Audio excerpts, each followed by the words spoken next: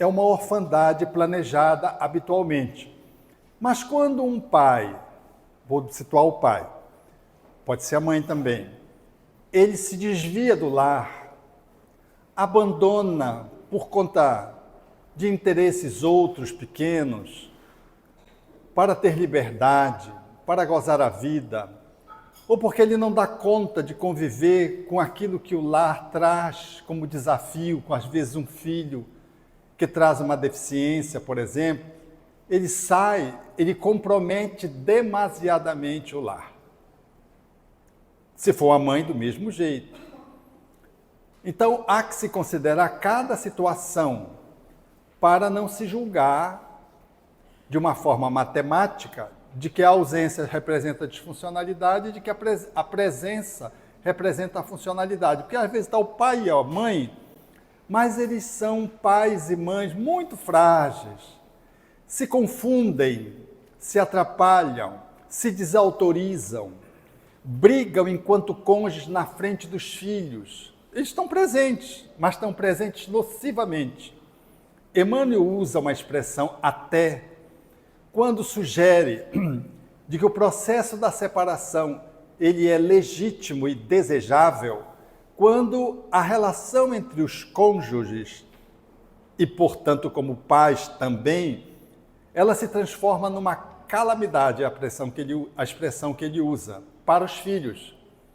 Então, às vezes, o lar chega a um nível de desrespeito que é melhor separar do que manter os dois ali, mas todos os dois estão disfuncionais. Eles se desrespeitam, se agridem, se maltratam. Eles são exemplo de mau exemplo para os filhos. E os filhos sentem tanta dor que pedem para os pais se separarem. Quando os filhos pedem para os pais se separarem, é porque já passou do tempo. Porque o Espiritismo não é contra a separação. A indissolubilidade conjugal, colocada por Allan Kardec perguntando aos espíritos, é uma lei humana, muito contrária à lei divina. Você, no entanto, pode escolher manter uma conjugalidade precária e às vezes prejudicial, o que não é bom.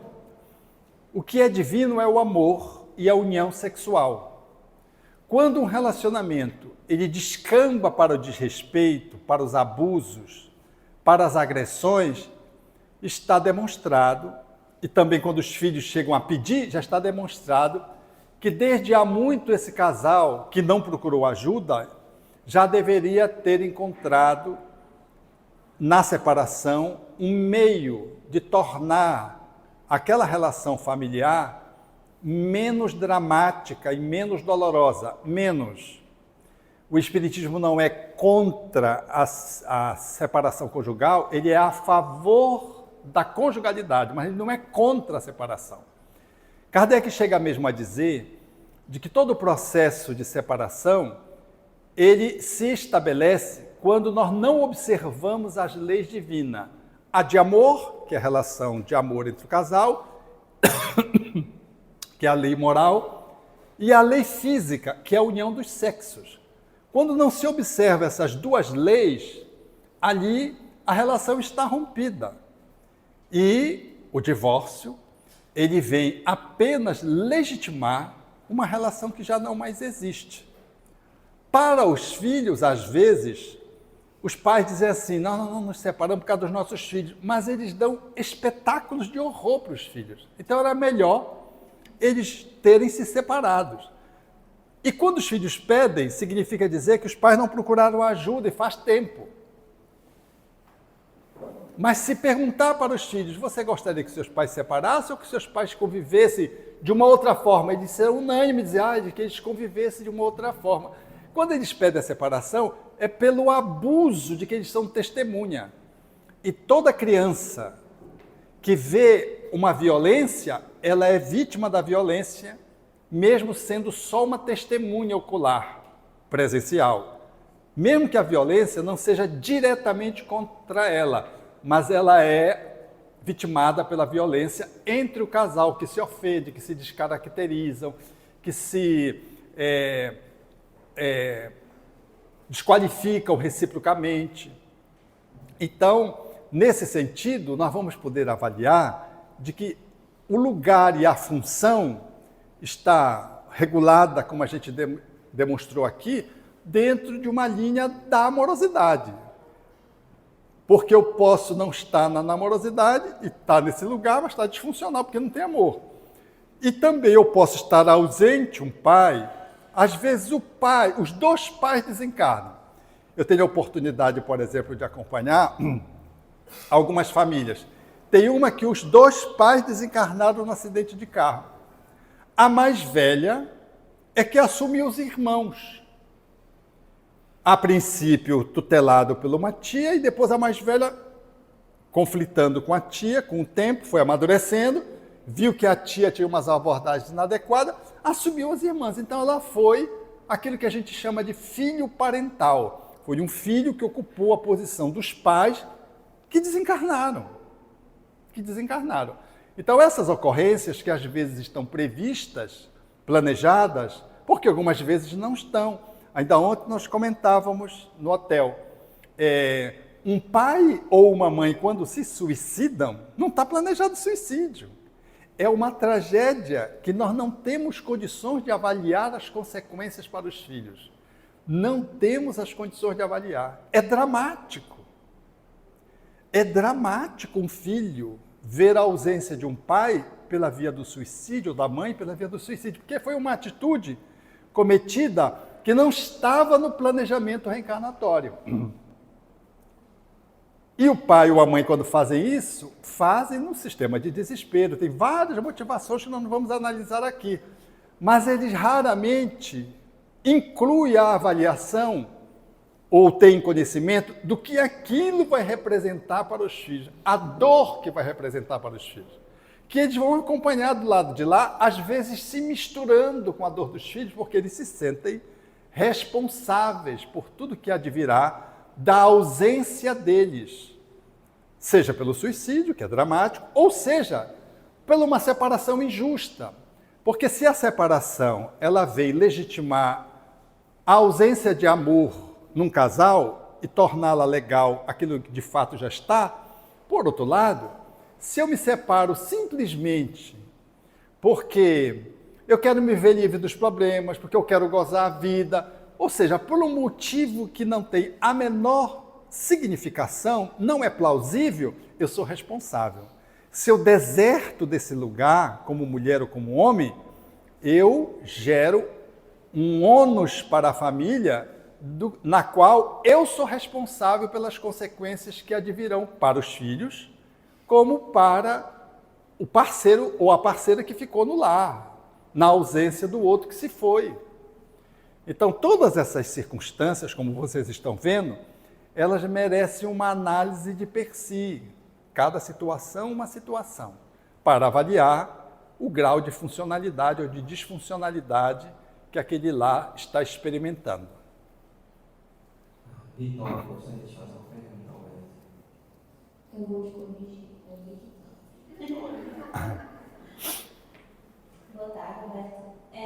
Quando o filho se torna esse filho parental, né? Como sair dessa situação? Se você se percebe assim, no caso. Se os pais estão coabitando naquela família e o filho está ocupando esse lugar, numa abordagem terapêutica, você traz esse filho e traz esses pais para que eles se realoquem. Porque todo filho que vai para esse lugar, ele tem ganhos e perdas. Então não é saudável para ninguém, enquanto sistema, que esse filho vá para lá. Então a gente regula, trazendo esse filho para o lugar dele, dizendo para os pais, olha, o seu filho não pode fazer isso, a sua filha não pode fazer isso aqui é a tarefa da mãe, isso aqui é a tarefa do pai. Você vai descrevendo as tarefas, para que o filho e a filha se sintam desonerados daquilo que não lhes compete assumir, e que os pais, por negligência, por ignorância, por acomodação, às vezes deixam ou puxam o filho para ocupar aquele lugar. Então você faz uma intervenção para realocar a família no seu lugar. E você faz isso e é necessário e próprio que se faça isso. Que você rearruma a família. A gente chama isso de como se você fosse terapeuticamente, aqui usando uma linguagem figurativa, é como se você fosse botar tudo no seu lugarzinho, que deve ser. Porque as famílias, as nossas famílias, elas não são sempre funcional. Aqui e acolá pode acontecer um evento e a gente fica sentindo que saiu um pouco da trilha. E a gente precisa se reaprumar. E a gente vai e se reapruma e está tudo certo. Está tudo certo. Um e outro estamos ali olhando e vigilante para que a gente consiga dar conta da nossa administração doméstica. E aqui e acolá surgem eventos novos que afetam a família como inteiro. Um filho sofreu um acidente, um pai ficou desempregado, coisas que acontecem no cotidiano.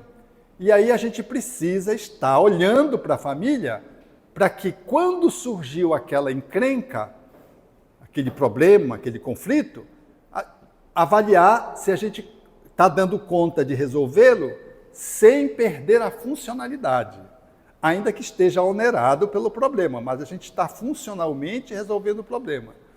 Porque se a gente entrar na disfuncionalidade, não só a gente não vai resolver o problema, a gente vai criar outros. Boa tarde, Alberto. Seus exemplos foram excelentes, mas fiquei com muita vontade de ver o exemplo de uma mãe permissiva e um pai autoritário. Será que você teria algo para falar sobre isso, ou um exemplo, mesmo que rapidamente? Sim. Uma mãe permissiva, a exemplo do pai, é aquela mãe que, deixando de ocupar o lugar de nutridora, ela transfere essa responsabilidade para o pai. Porque mãe tem muito esse papel do cuidado, da nutrição, das mamas. Não é à toa que a mulher nasce com seio. É ela que tem esse cuidado de maternar. A paternagem é uma coisa, a maternagem é outra coisa. Então, se uma mãe falha na maternagem, o pai entra, às vezes, num processo de substituição ou de compensação. Às vezes consegue, mais ou menos, às vezes precariamente, às vezes não consegue fazer isso. Então, sucede algumas ocorrências em de que a mãe, por motivos variados, ela não está dando conta de fazer ou de exercer aquela função. Por exemplo, ela entrou num processo de perturbação, de obsessão. Ela entrou num quadro depressivo. Ela está fazendo uma tese de doutorado que é num outro país, ela está fazendo sanduíche, vai e volta, ou então se desloca para o outro estado, e ela se ausenta. Não é a permissividade, às vezes é a ausência só, e o pai precisa ficar ali dando conta de poder resolver temporariamente aquela família que ficou com a mãe ausente. Aí a mãe que está desencarnando no outro estado, ela vai para aquele outro estado, dá um apoio, e o pai fica em casa administrando os filhos. Não é desejável que a mãe seja permissiva, como foi a pergunta, e o pai seja autoritário, porque a gente não compensa a permissividade com o autoritarismo. São duas coisas ruins. A permissividade é não ter as regras claras e o autoritarismo é ser muito rígido. Não é bom ser muito rígido. A gente precisa ser flexível. Resiliente e resistente, mas não rígido. Então, se o pai tenta compensar a permissividade da mãe com autoritarismo, surge um processo, vou usar de forma figurativa, de esquizofrenização. A criança não sabe como é que ela funciona, porque a mãe pode tudo e o pai não pode nada. Como é que fica?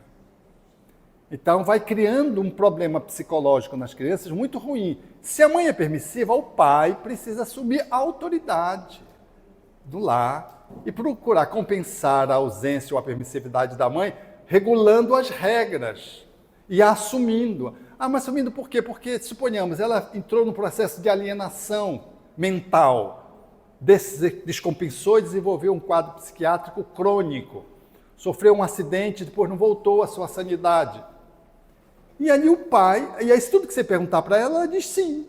Ela está alienada, não sabe nem reconhecer direito os filhos. Aí o pai entra e vai botar ordem na casa, substituindo aquela mãe que não está dando conta mais de exercer a função que exercia, E ele vai fazê-lo de forma a manter a autoridade e não o autoritarismo. Faz sentido? Isto é sim, isto é não. Eu faço isso para ver quem está dormindo, porque quem não mexe a cabeça está dormindo. Eu trabalho, sou psicólogo, trabalho muito com famílias, casais, relacionamentos no geral. Né? Trabalho muito com terapia de casal. E aí eu tenho uma dúvida. Na tua opinião, quais são hoje os maiores problemas conjugais modernos? Tu percebe que tem tido mais relevância dentro dos relacionamentos a nível de disfuncionalidade? Olha, eu teria dificuldade de dizer, porque são tantos. Eu vou dar um exemplo só para vocês avaliarem e poderem pensar. De um casal. A pessoa é seduzida por um cidadão que é casado.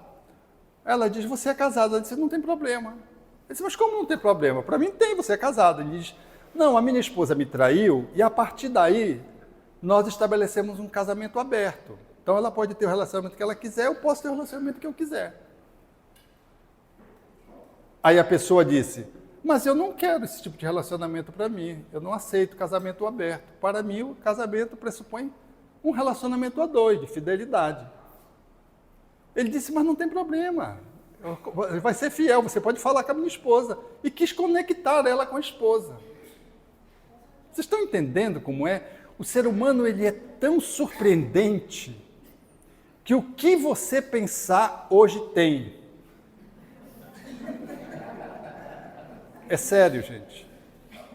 É sério. O que você puder pensar, tem. Imagine você estar numa vida praticamente de conjugalidade, noiva, e o seu namorado numa relação íntima, quando a pessoa se surpreende, está entrando o primo para fazer uma relação trisal. Precisa dizer que essa pessoa acabou aquele relacionamento naquele dia. Mas como é que o noivo não sabe que a noiva, num relacionamento já praticamente de conjugalidade, porque de coabitação, ele tinha essa expertise. Trouxe um primo para a relação, fazer uma relação a três. Então é muito assim. E eu não estou falando de promiscuidade e de miséria, porque eu cuidava de uma pessoa, ela disse assim, não, eu queria conhecer esse negócio de swing. Aí eu fui no Canadá, ele vivia no Canadá. Eu fui no Canadá. E aí eu estou numa sala, onde as expressões são muito... o visual é muito surpreendente, porque tem de tudo. Aí eu estava ali jogando um bilhar, e aí eu estava jogando com o inglês, aí o inglês disse assim, tu transa com a minha mulher para eu olhar? Aí ele ficou assim, disse assim, desculpe, eu estou vindo aqui a primeira vez, essa pergunta, ela me surpreendeu. Era assim. Então esse era um homem jovem, que eu estou falando de um homem jovem.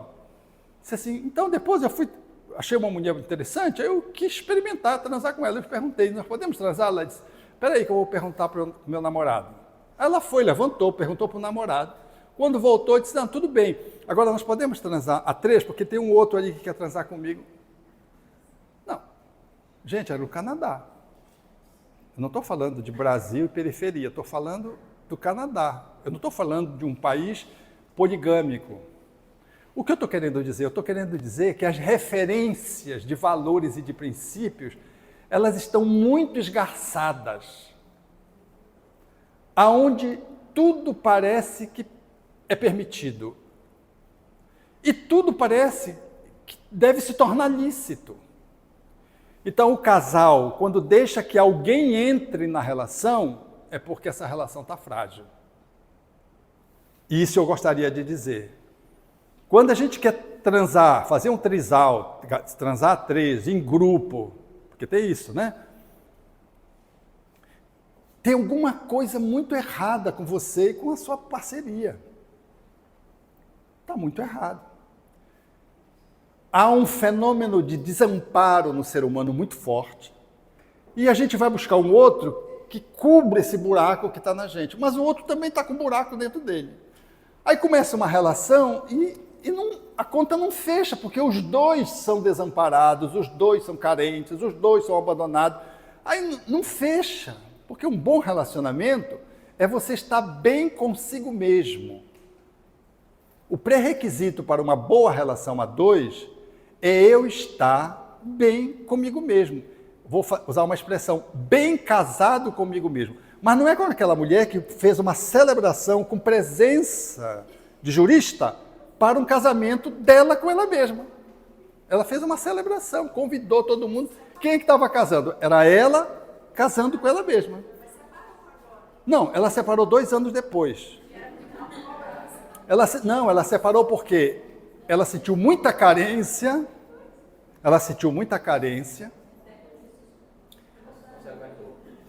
Não se aguentou. Aí ela fez um comunicado da separação e eu vi um homem fazer a mesma coisa. Celebração do casamento dele com ele. Figurativamente, a gente pode dizer que para se casar com alguém, você precisa estar bem com você. No sentido de que você está em dia com você. Não é perfeito, pelo amor de Deus. Entenda-se aqui.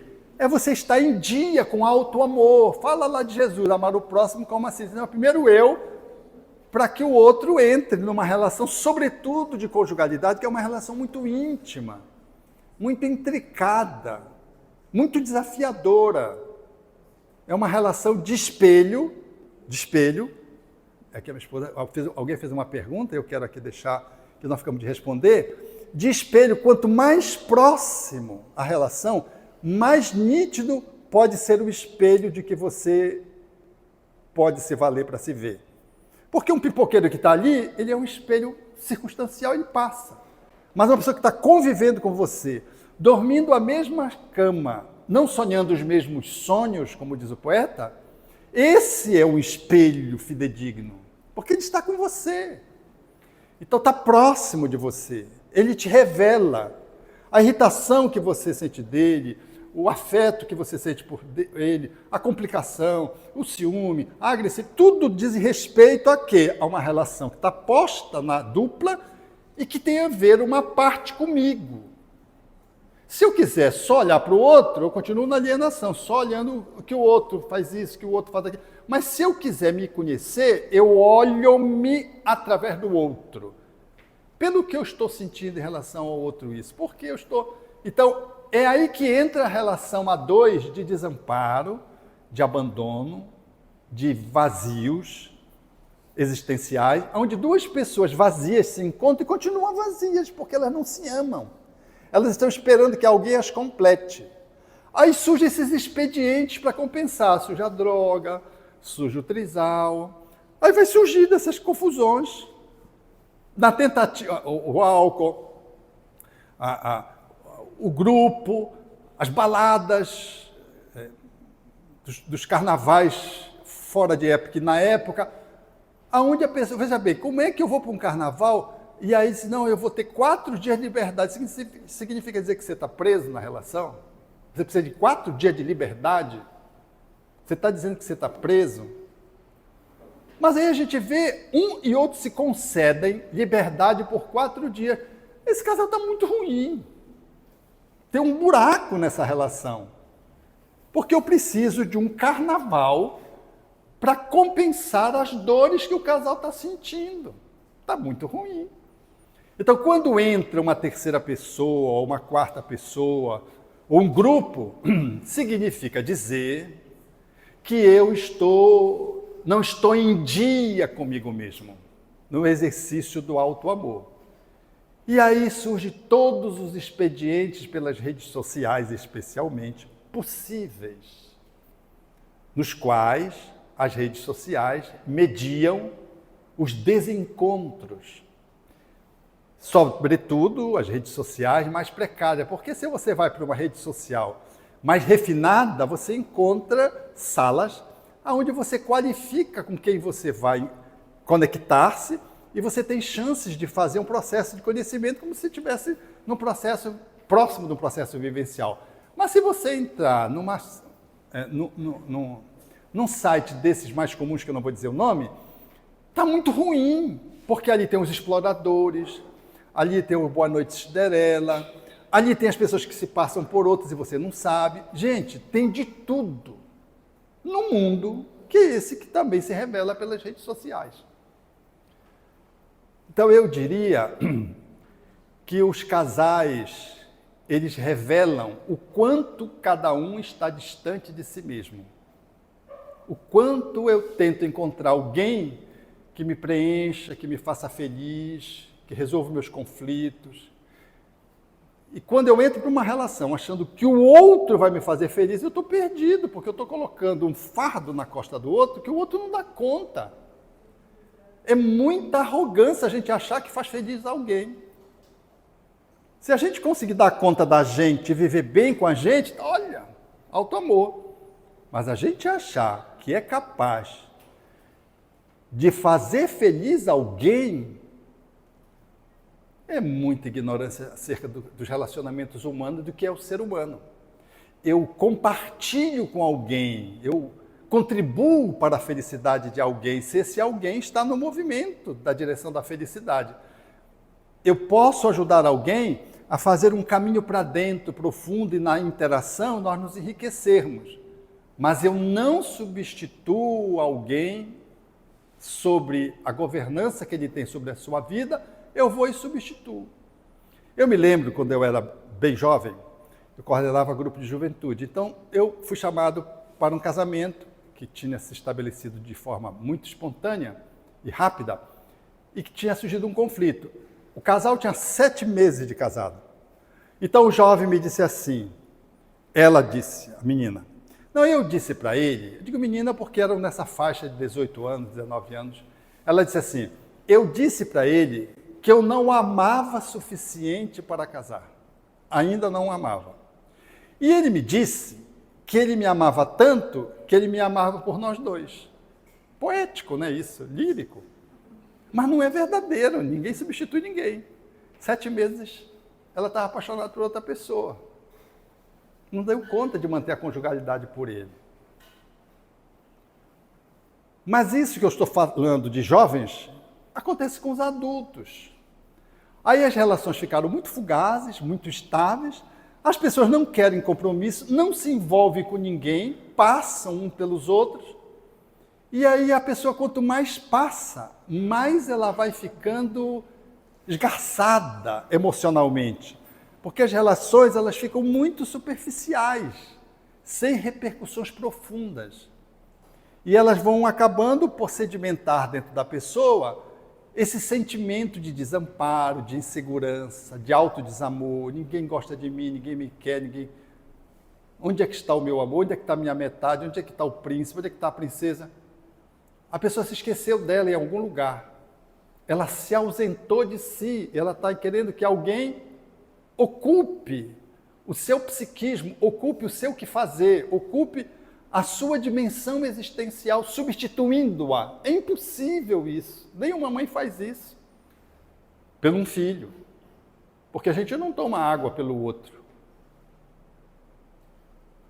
Então, eu digo que o autodesamor, ele resulta nesses desencontros a 2, a 3, a 4, a grupo, que só aumentam o sentimento de carência, de abandono, de rejeição, levando a quadros psicológicos cada vez mais graves e a quadros psiquiátricos que se instalam desafiando a medicina. Aí as pessoas querem resolver com química, com farmacologia. Não é farmacologia, tem que fazer psicoterapia. Tem que fazer um caminho existencial movido por uma religião, por uma filosofia de vida, ou por uma terapia para a pessoa se resgatar, se autorresgatar. Muito bem. Boa tarde, Humberto. A minha pergunta ela vai ser um tanto assim, explícita, porque é a questão atual que eu estou vivendo, certo? Eu e meu irmão, nós tivemos uma criação completamente diferente da que a minha mãe teve pela mãe dela, certo? Então foi assim, uma quebra total de possível. E hoje, ao conviver com essa pessoa, no caso a nossa avó materna, é um tanto conflitante, porque alguns comportamentos ainda se repetem e não é legal você ver alguma coisa assim machucando a sua mãe, né? Então fica um conflito assim de você meio que sentir essa dor, mas ao mesmo tempo você fica no patamar de que sou filha, sou neta, isso aí não me cabe, e aí fica mente um pouco conflitante. E aí eu queria comentar até a tua dica para tentar melhorar essa convivência. Então, a gente precisa respeitar a relação dos pais com os nossos avós, dos nossos pais com os avós, salvo se eles estiverem no grau de insanidade, de vulnerabilidade mental, aí a gente tem que intervir como filho, mas não sendo assim, os pais se relacionam com os nossos avós de conformidade com o que eles acham que deve ser. A gente pode e deve, quando necessário, dizer a nossa percepção, quando a gente está vendo discrepâncias. Mas a gente não pode escolher que a nossa mãe trate a nossa avó do jeito que eu quero, ou de que ela não aceite o que está aceitando, que parece que é o conflito, né? Então, é a nossa mãe que tem que decidir. A gente pode dizer, mamãe, está acontecendo isso, eu estou percebendo isso, isso. Aí a mãe avalia para ver se vale, se não vale. Porque, como diz o Espírito Camilo, só o corcunda sabe como ele deita. Só ele sabe como é que ele deita, como é que ele se acomoda. E as relações, a gente precisa saber qual é a distância que a gente mantém regular para que seja saudável. Do mesmo jeito que tem lá, onde as pessoas nem se encontram, não fazem as refeições juntas, nem se encontram, de tão ocupada que elas estão em processos de fuga, também acontece relações parentais com as nossas famílias de origem, aonde a gente precisa dar um distanciamento. Daí aquela fala de que sogra não é boa, nem a chinela, nem a maleta. A chinela, porque ela chega, ela mora do lado, ela vem com a chinelinha, é tão próximo, e a maleta, que ela mora tão distante, que ela vem com a maleta, significa dizer que ela vai passar muito tempo. Para dizer, isso é tudo para dizer, de que a gente tem um tempo de proximidade que é razoável. Por quê? Quando uma avó, por exemplo, vai para a casa da filha, a regra estabelecida deve ser observada por quem? Quem que estabelece a regra? A regra é do lar da mãe, para onde a avó se dirigiu. Mas se é a filha que vai para a casa da avó, a regra é qual? É da avó, da casa da avó. A filha não pode chegar na casa da avó e dizer, não, mas isso aqui está ruim, isso aqui já não passou demais, isso aqui não está na moda mais, isso aqui faz. Não pode. A gente causa uma violência na avó. Como a avó causa uma violência na filha quando ela chega na casa da filha e quer mudar a estrutura do lar e quer dizer como tem que ser a comida. A casa não é dela. E imagine o problema com o genro, porque o genro está ali do lado. Então, são proximidades. Ainda esta semana eu vi a mãe dizer, o esposo faleceu, a filha levou-a para a casa dela, uma casa muito bonita, uma casa bem performada, espaço, tudo. Mas essa senhora, muito madura, disse assim, mas não é a minha casa, eu não me sinto bem. A minha filha é a que melhor me trata, mas eu não estou na minha casa. Então ela pegou, fez o movimento de voltar para a casa dela. Já está muito idosa, precisa de cuidados, as visitações precisam ser feitas mais frequentemente, né? Dos filhos, dos netos, mas ela precisa estar na casa dela. Por quê? Porque a casa dela é a casa dela, as regras é da casa dela. E tem a questão da distância. Essa distância ela é muito importante ser estabelecida. Você sabe aquela família que levanta um prédio de 5 andares, cada andar mora um filho? Gente, é confusão na certa. É confusão. E não dá. Uma vez eu conversava com uma jovem e ela criticava a irmã porque a irmã morava na Irlanda. Ela disse, eu não sei que a minha irmã se mete na Irlanda, vivendo como camareira, frio, não sei o quê, sem família, tá. Mas daqui a pouco ela me falou do irmão, que era dependente químico. Eu fiquei assim, minha irmã lá na Irlanda, o filho dependente químico.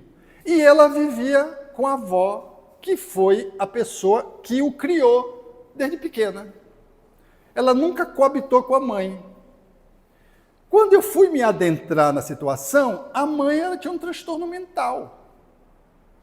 Ela estava lidando até com tráfico de crianças. O filho, que coabitava com ela, lidou como com isso? Usando droga. A outra filha foi além dos oceanos. Por que ela foi além dos oceanos? Para manter sanidade. Então, às vezes, é bom não morar no mesmo bairro.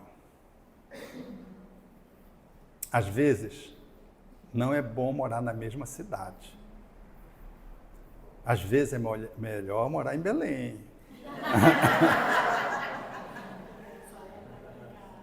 E às vezes é melhor ir para outro país. Eu me lembro de uma outra situação, que a mãe com os 2 filhos no processo de separação, e ela então com várias intervenções na delegacia, o delegado chamou a mãe, muito lucidamente, era um delegado experiente, e disse assim, minha senhora, eu posso lhe dizer uma coisa? Vá embora do Rio de Janeiro, desapareça para a sua cidade, que era Belém. Eu disse, mas por quê? O senhor não vai tomar uma providência? Ele disse, o seu esposo não ouve e não vê ninguém, ele desafia a polícia, ele é um doente mental, ele é um psicopata. Ele não aceita intimidação, não tem medo de nada, então a senhora corre riscos. Gente, era acertadíssima a visão daquele homem que lida com criminosos, né? E que lida com criminosos que são doentes, sofrem de personalidade antissocial. E era exatamente isso que ela precisava fazer, e foi exatamente isso que ela fez, e foi o melhor que ela fez por ela, pelos 2 filhos. A distância era de 3.000 quilômetros, que ela ficou para salvaguardar-se e salvaguardar os filhos, porque o esposo não respeitava ninguém, nem delegado, nem polícia, nem nada, muito menos a esposa e os filhos. Então, cada corcunda que sabe como deita na cama. Temos tempo para mais uma pergunta? Mais uma. Pronto.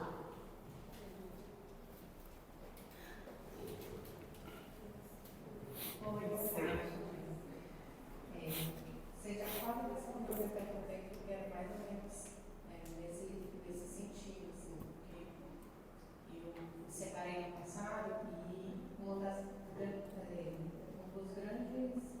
das grandes influenciadas, assim, né, a grande contribuição para a minha separação foi exatamente eu não ter conseguido me desvincular, né, nesse mãe e filho, né, porque meu pai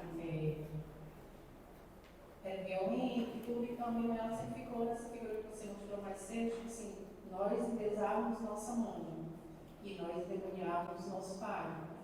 Então eu construí ao longo da vida como se a minha mãe sempre fosse certa e meu pai sempre fosse errado. Só que assim, e aí ao longo da vida, meu pai, a gente teve casos de violência doméstica, e a minha mãe muito sabiamente, a gente quis realmente nenhuma proximidade com meu pai, a gente excluiu, né, ele da nossa vida, e a minha mãe, sabiamente, depois a gente, né, exaltou ela, porque ela pegou e disse assim, olha, ele vai ser sempre ele vai ser sempre pai de vocês, mas vai ser meu ex-marido, né, e a gente presenciando aquela violência doméstica, que é uma coisa terrível para adolescentes, o meu irmão saiu na figura, como meu pai saiu de casa, ficou na figura do pai, né? E ao longo da vida, meu pai, a gente convivendo mais com a nossa mãe, convivendo mais de perto, a gente viu que grandes falhas dela, e assim, até o ponto da gente hoje percebê-la como aquela figura assim, tá um pouco caricada e tudo, mas como aquela mãe narcisista, que não permite os filhos alçarem voos, ao ponto de você de eu não poder tirar o visto por último no WhatsApp porque ela tem que saber que eu estou viva. Então, assim, ela tinha muita proximidade da minha casa. No dia que eu casei, eu tive uma crise de choro como se eu estivesse abandonando minha mãe. Né? Como se eu estivesse não honrando todo o passado que ela fez para a gente estar ali. E hoje a gente tem uma relação muito boa com o meu pai. E aí, entendendo, assim, durante a minha faculdade, eu entendi que o meu pai foi uma pessoa vítima das circunstâncias e que ele deu o que ele pode dar, né? Só que ao longo do tempo, ela vem nos adoecendo psicologicamente, sabe? Porque assim, é como se ela hoje ela cobrasse a conta de tudo que ela deu. E essa conta não tem como pagar. Então, eu saí de casa, me separei, voltei para a casa dela e, pelo adoecimento mental da convivência, eu não teria saído agora, não seria o meu gosto agora, mas a gente teve um briga muito grande, eu tive que sair de casa e sair com o coração mais tranquilo. Sim, eu estou morando com a minha filha e estou com o coração mais tranquilo, porque eu estava adoecendo psicologicamente, então sei mais ou menos que responder um pouco ali, porque eu estava me sentindo muito culpada de sair, apesar de todo esse entendimento de sair agora e deixar ela aos 80 anos, com algumas comorbidades e tudo. Mas hoje eu percebo exatamente isso, uma figura materna que está cobrando uma conta. E aí eu te pergunto, porque hoje em dia eu ainda sinto nessa classe que você colocou como se ainda há disfuncionalidade, eu ainda não sei me colocar no direito nessa minha dinâmica, porque hoje eu tenho uma boa relação com o pai, eu respeito, mas com a minha mãe, ao contrário de toda essa construção que a gente teve, eu tenho mais repulsa, né, do tanto que ela não está fazendo mal, de forma emocional, dizendo que vai se matar, assim, tendo tantos apelos ruins para que a gente mantenha uma proximidade que hoje em dia é mais nociva, que eu não sei como eu vou colocar eu entendi. Nessa relação. Então, são os relacionamentos tóxicos. Com o tempo, a gente revisita pai e mãe e recoloca em outros lugares que a gente antes idealizava que era de um jeito e a gente depois descobre que não era daquele jeito. Que aquele pai não era tão mal quanto a gente achou que era, que às vezes a mãe fez alienação parental também, avós fizeram alienação parental, tios. E a gente descobre que aquela mãe, no caso citado, não é assim tão santa quanto ela era. Ela é uma pessoa que teve as suas falhas e que de algum modo também tem a sua parte na encrenca que motivou a separação conjugal ou os conflitos domésticos. Porque tudo é assim, não tem uma vítima absoluta e não tem um algoz absoluto. O processo sempre é partilhado. A consciência de cada um é que sabe avaliar o quanto. Mas não dá para dizer esse aqui foi vítima completa e esse aqui é o culpado completo.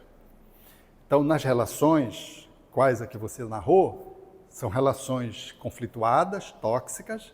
Houve a separação, vocês se alinharam com a mãe, agora descobrem que a mãe também tinha um pedaço da encrenca, responsabilidade pelo pedaço da encrenca que resultou na separação, e ela revelou com vocês, com o teu irmão, e revelou com vocês uma dificuldade que ela traz, desde lá do relacionamento conjugal, de narcisismo, segundo tu dizes.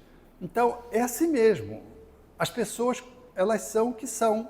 A gente é que vai olhando-as e recolocando-as no lugar onde elas estão. Chamados que somos a termos uma lida melhor com elas. E poder ter uma atitude mais saudável, funcional, saudável, amorosa, que pode ser um distanciamento maior, uma proximidade maior, ou então uma relação mais de visitações mais regulares ou mais esparsas. Porque dependendo da relação, a gente precisa dar um tempo, precisa distanciar-se um pouco, porque está tão intoxicada e as pessoas estão tão viciadas naquele encaixe de porco e parafuso, que se você não afastar, reedita e se mantém. Então a gente tem que se separar, vem a culpa às vezes por isso, né? Mas é necessário se curar primeiro, para poder então fazer um novo realinhamento desejável, possível, com a outra pessoa, que pode ser a mãe, pode ser o pai, pode ser o esposo, pode ser a esposa. A gente vai realinhar-se a partir do quanto a gente resolveu as nossas pendências internas. E quando se trata de mãe, a gente trata-se de se pensar nos filhos, não no filho, né? Eu tenho a minha relação específica com a minha mãe e tenho a relação dos meus irmãos junto com a minha mãe. Eu dou conta só da minha parte. Eu não vou pegar dos meus irmãos e puxar para mim e querer resolver o problema da minha mãe. Ou achar que a relação minha com ela é igual a dos meus outros irmãos, porque às vezes tem um padrão diferente. Comigo é mais específica, às vezes até por conta de questões anteriores, reencarnatórias. Então eu sugeriria para você, o passo que você deu foi legal, de você ficar mais com você, com a sua filha, né? E poder olhar mais para você, cuidar-se de você, tratar de você, para, em ficando mais saudável, poder lidar melhor com a sua mãe, com melhor qualidade, menos culpa e mais qualidade. Com os pais, nós precisamos reconhecê-los, o que eles fizeram por nós, precisamos ser gratos pelos que eles fizeram por nós e precisamos honrá-los. E tudo isso está junto, alinhado com o equilíbrio. Honrar um pai não significa dizer me desrespeitar. Honrar uma mãe não significa me violentar. Honrar é fazer tudo que eu aprendi de bom com ela, pelo qual eu sou grato, e numa posição de filho, eu vou honrar isso, fazendo o que há de melhor nessa interação. Isso é honrar. Amigos, eu quero encerrar lembrando a metáfora de Schopenhauer, quando fala dos porcos espinhos que estavam nos seus espinhos, e eles, quando se aproximavam, naturalmente os espinhos faziam eles se machucarem. Mas como o inverno chegou e eles estavam na caverna, e eles precisavam sobreviver, eles deram-se conta que separados não seria possível. Mas de que também muito juntos, eles corriam o risco de se machucarem tão grandemente. Então eles resolveram fazer a aproximação possível.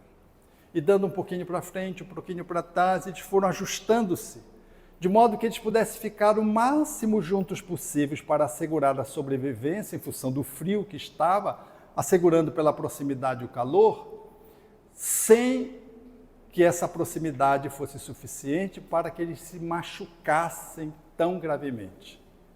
Esse ponto de equilíbrio, o quanto o exercício do amor se faz em família, e o quanto eu preciso me aproximar mais, me distanciar um pouco mais, mas jamais fazer um movimento de ruptura.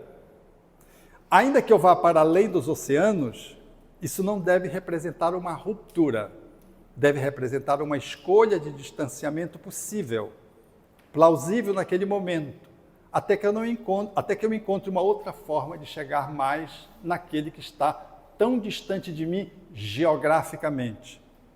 Até porque durante o sono nós nos encontramos, podemos nos encontrar, aqueles que nos odiamos ou que nos amamos. Então é necessário buscar, à luz do pensamento espírita, num mundo tão difícil qual é o de hoje nós vivemos, nesse frio que faz com que as pessoas adoeçam e morram no abandono, na ignorância, na violência, na corrupção, que tem sido uma das maiores chagas do nosso país hoje, na impunidade, que nós possamos nos aproximar em família, um pouquinho mais para frente, um pouquinho mais para trás, garantindo o espaço ideal de respeito amoroso na relação, para não se violentar e não violentar ninguém, mas estarmos juntos para fazermos essa travessia existencial em família, valorizando a família, que é lei da natureza, que é lei divina, e fazendo dos nossos pares os espelhos através dos quais nós nos vemos, para operar a esculturação do nosso espírito, o embelezamento do nosso espírito, para o qual a gente reencarnou. Porque ainda que ninguém aproveitasse da família essa encarnação, se nós aproveitássemos, nós teríamos feito o máximo. Eu quero agradecer, portanto, aos amigos do GEP e a alegria de podermos estar juntos nesse seminário e ter a oportunidade de dizer a vocês que nós continuamos juntos dentro dessa caminhada que o Espiritismo nos enseja experimentar, usufruir, para que as nossas vidas sejam melhores a cada dia. Eu agradeço a atenção de vocês e um abraço fraterno a todos.